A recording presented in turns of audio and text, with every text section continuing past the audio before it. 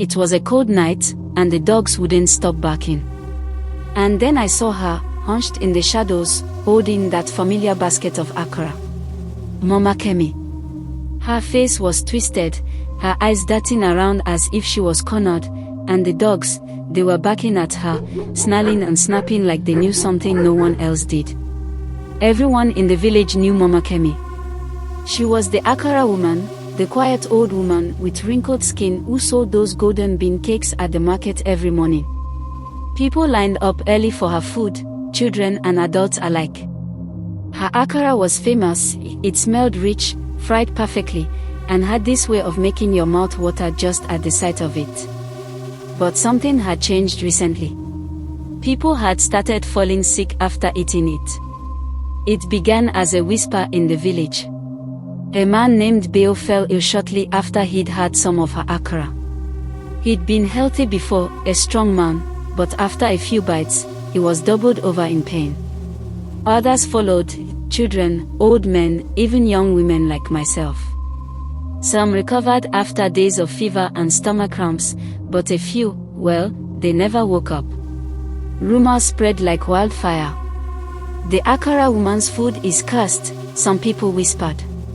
She's putting something bad in the food, others muttered when they thought she wasn't around. But no one dared say it to her face. No one could believe the quiet, frail old woman was capable of something like that. Who would? Mama Kemi barely spoke to anyone, and she never seemed to have friends or family visiting her. She was just the quiet Akara seller, a little strange maybe, but not the type to hurt anyone. Or so we thought. It was only by chance that I saw her that night. My friend turned and I were walking back from the stream, where we'd gone to fetch water. It was getting late, and we were laughing and talking about silly things when the barking started. We froze, listening to the sound carry through the trees. It wasn't just one dog, but many, their barking loud and urgent, like a warning. I remember Tom grabbing my arm, his voice low. What do you think it is? Hyenas. I don't know, I whispered back. We crept closer, following the sound. And that's when we saw her. Mama Kemi was crouched low beside the bushes, her face half hidden in the shadows. She didn't see us, but we could see her, and what she was doing made my blood run cold. Her basket of Akara dough was open, and in her hands was a small, dark bottle with a label too worn to read. I watched as she tipped the bottle over the dough, her hands shaking as she poured something into it. The dogs' barking grew louder, fiercer, and their growls turned to snarls as if they sensed what she was doing. The liquid from the bottle hissed as it touched the dough, and a strange, sour smell drifted toward us. Ton gripped my arm harder. Do you see that?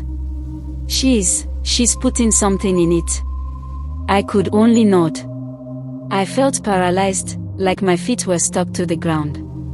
I didn't want to believe what I was seeing, but there it was.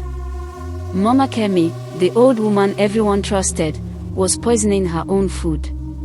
And she didn't look guilty or remorseful. If anything, there was a calm, almost pleased look on her face. Suddenly, she looked up and saw us. Her expression twisted into something dark and dangerous, and she held the bottle tight in her hand. There was a glint in her eye, something cold that made me want to run. But before I could move, the dogs came closer. They barked louder, circling her as if they were closing in on prey. Mama Kemi's face went pale, her eyes wide with fear. She clutched her basket and took a step back, glancing at the dogs, then at us. She opened her mouth as if to speak, but no words came out. She backed up another step, and the dogs advanced, growling, teeth bared. For a moment, she stood frozen, torn between the dogs and us. And then, without a word, she turned and ran. She dropped her basket, the bottle, everything, and sprinted off into the darkness. The dogs chased after her, their snarls and barks echoing long after she'd vanished from sight. I could still hear them even after she was gone, their howls fading into the forest. turned and I were left standing there, staring at the spilled dough, the butter, the empty basket. I felt sick. All this time, we'd been eating her food, trusting her, and she'd been poisoning us. The realization hit me hard, and I turned to Tond, my voice barely a whisper. We have to tell the elders. We ran back to the village as fast as we could, our hearts pounding. When we burst into the meeting hut, the elders looked at us, surprised and worried. We told them everything we'd seen, the butter, the strange smell, the way she ran when the dogs chased her. At first, they looked at us with doubt, but then something in their eyes changed. I think some of them had suspected it too, but didn't want to believe it. The next morning, the whole village knew. People murmured in small groups, casting fearful glances at the forest. No one saw Mama Kemi that day, and when a group of young men went to her hut, they found it empty. The door was open, her few belongings scattered, like she'd left in a hurry. Her Akara pot and the small table where she sold her food were still there, abandoned. Days turned into weeks, and no one ever saw her again. Some people said she'd fled deep into the forest, hiding from the shame and fear that would have greeted her in the village.